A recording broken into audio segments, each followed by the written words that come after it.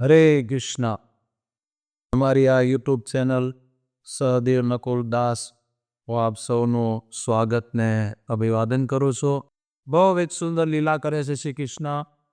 કુબેરના જે આ બ્રહ્માંડના આખા વિશ્વ બ્રહ્માંડની સરકાર છે અને એ સરકારના એ ફાઇનાન્સ મિનિસ્ટર છે. જે ફાઇનાન્સ મિનિસ્ટર છે દેવતાનું નામ છે કુબેર.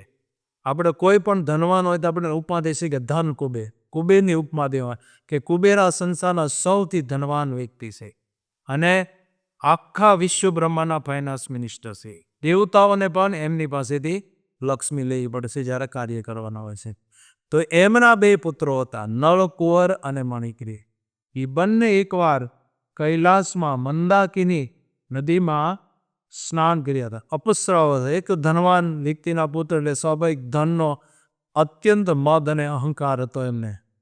પૈસા, ધનનો મદ અત્યંત ભયંકર હોય છે. ગમે જ્યારે કોઈ પણ વ્યક્તિનું પતન કરાવી દેશે, ચરિત્રમાંથી ને બધી રીતે. સંસ્કાર ને ચરિત્ર બંને, સંસ્કારહીન ને ચરિત્રહીન બનાવી દેશે ધનનો મદ, અહંકાર. દાદી જરા અપસરાઓ સાથે મંદાકિની નદીમાં સ્નાન કરી રહ્યા હતા અને નાન કડક એક પણ વસ્ત્ર નહીં પહેરેલું. અને એ સમયે દેવર્ષિ નારદ ત્યાંથી પસાર થાય છે. તો નારદજીને જોઈને અપસરાઓ તરત જ નદીમાંથી બહાર આવી અને પોતાના વસ્ત્રો પહેરીને મર્યાદાનું પાલન કરે છે. પણ કુબેરના બંને પુત્રો એમ નમ ઘડક પડ્યા રહે છે અને વિચાર કરે છે ક્યાં અત્યારે આ લોકો આવી ગયા અમારા રંગમાં ભંગ પડવા. અને આ એની ભયંકર દયની હાલત જોઈને નારદજીના હૃદયમાં દયા આવી ગઈ અને એ જોતા ક્રોધ આવી ગયો કે આટલા મોટા માણસના પુત્ર થઈને આટલું હીન આચરણ, આટલા અપરાધો, આગળ જતા તો કેટલા ભયંકર અપરાધો. એમ માનીને બંનેને નારદજી શ્રાપ આપે છે કે જાઓ, તમને નિવસ્ત્ર રહેવાનો શોખ છે તો તમે વૃક્ષ બની જાઓ. અને આ શાસ્ત્રનો સિદ્ધાંત છે કે જે લોકો મનુષ્ય જીવન મેળવ્યા પછી વસ્ત્ર ઓછા પહેરીને નંગ ગળક આટા મારે છે અથવા તો પોતાના શરીરનું જે પ્રદર્શન કરે છે, એવા હરેક મનુષ્યને નેક્સ્ટ જીવન વૃક્ષના રૂપમાં મળશે. તમને કે વસ્ત્ર જ નહીં મળે, ઠંડી, તડકો અને તાપ આ રીતે 24 કલાક ઉભા રહ્યો અને પોતાના અંગોનું પ્રદર્શન કરતા રહ્યો. આ નિયમ છે. મનુષ્ય જીવનનો જેટલો દુરુપયોગ થાય છે એટલું જ આગળ નેક્સ્ટ રિએક્શન આપણા જીવનમાં આવે છે. અને આ રીતે શ્રાપ આપ્યો કે તમે વૃક્ષ બની જાઓ. જ્યારે શ્રાપ પડ્યો તો બંને ભાઈને પશ્ચાતાપ થયો કુબેરના પુત્રોને અને નારદજીની ક્ષમા યાચના કરે છે. અને જ્યારે નારદજીની ક્ષમા યાચના કરે છે તો નારદજી બહુ કૃપાળુ. સંતોનો ક્રોધ હંમેશા દંડોત પ્રણામ સુધી હોય છે. અને આ રીતે નારદજીની કૃપા યાચના કરતા નારદજી પ્રસન્ન થઈ અને કહે છે કે તમે વૃક્ષ બનશો પણ સાક્ષાત ભગવાનનું ધામ દિવ્ય ગોલોક વૃંદાવનમાં બનશો. અને મહારાજ નંદ મહારાજના ઘરમાં નંદ ભવનમાં તમને વૃક્ષના રૂપમાં જન્મ મળશે. યમલા અને અર્જુન નામના બે વૃક્ષો બને છે અને કેટલાય લાખો વર્ષો સુધી વૃક્ષ બનીને રહેશે.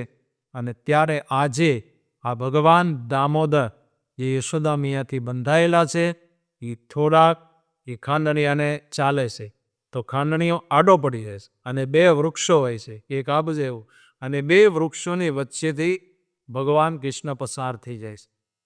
ને એવામાં એના મિત્રો હોય છે અને મિત્રો ખાંડણીયાને ઊંચો કરે છે અને આગળ શ્રી કૃષ્ણ બાખણ ભરીએ 4 પગે ચાલે છે અને ચાલતા જતા વૃક્ષમાંથી પસાર થઈ જાય છે બેની વચ્ચેથી. પણ જે ખાંડણીઓ છે એ આડો પડી ગયો અને અટકાઈ જાય છે, એટલે આગળ નથી ચાલતું. જેવો શ્રી કૃષ્ણ એક વાવવા જેટલું થોડુંક જોર લગાવે છે, બંને વૃક્ષો ધડામ સારાના ભયંકર કડાકા સાથે અવાજ આવે છે અને તૂટી પડે છે. અને એમાં બે કુબેરના પુત્રો પ્રગટ થાય છે. જે નારદજીના શ્રાપથી વૃક્ષ બન્યા હતા તેને વરદાન હતું કે સ્વયં ભગવાન કૃષ્ણ તમારો ઉદ્ધાર કરશે. અને કુબેરના પુત્રોએ બહુ સુંદર પ્રાર્થના કરી અને પ્રાર્થનામાં અંતમાં બહુ સુંદર માગે છે કે અમને એક જ વરદાન આપો, હે દામોદર, કે અમે તમારી દિવ્ય લીલાઓના નિત્ય નિરંતર ગુણગાન કરતા રહીએ અને તમારી કીર્તિને સતત ગાયન કરતા રહીએ. એટલે કે ભગવાનના ગુણગાન ગાવાનો વરદાન માગે કે અમારી જીવા નિરંતર તમારા ગુણ અને કીર્તનને ગાતી રહે. અને સત્યવત મુનિ દામોદર અષ્ટકમાં પણ આ લીલાનું સ્મરણ કરે છે. કુબેરાત્મજો બાધ મૃત્યુ वयाद्रा त्वयामोच्चितो भक्ति भजो कृतो च तथा प्रेम भक्ति स्वकामे प्रयच्छ न मोक्षे ग्रहो मे अस्ति दामोदरेह न मोक्षे ग्रहो मे अस्ति दामोदरेह કે મારે મોક્ષ નથી જોતો અને તો ભોગ જોતા છે, કશું નહીં જોતું, કેવલ ભક્તિ તમારા ચરણ કમળની શુદ્ધ પ્રેમા ભક્તિ પ્રદાન કરો. તો આ છે દામોદર લીલા, જે દિવાળીના દિવસે ભગવાન કૃષ્ણે સુંદર, જો ઈશ્વર એને કહેવાય જે સ્વયં બંધાયેલા છે, પણ કરોડો જન્મથી જે વૃક્ષ યોનિમાં બંધાયેલા હતા એ કુબેરના પુત્રોએ ભગવાન બંધાયેલા છે તો પણ એને મુક્ત કરી દીધા. આ ઈશ્વર ઉત્પન્ન એક લક્ષણ છે. તો આવી અનેક સુંદર સુંદર લીલાઓ છે. તો આ મહિનામાં આપણે આ લીલાઓનું સ્મરણ કરવું જોઈએ.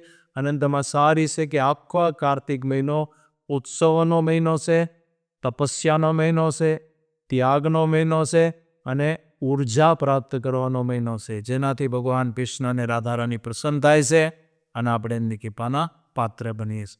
હરે કૃષ્ણ કૃષ્ણ કૃષ્ણ હરે હરે, હરે રામ રામ રામ.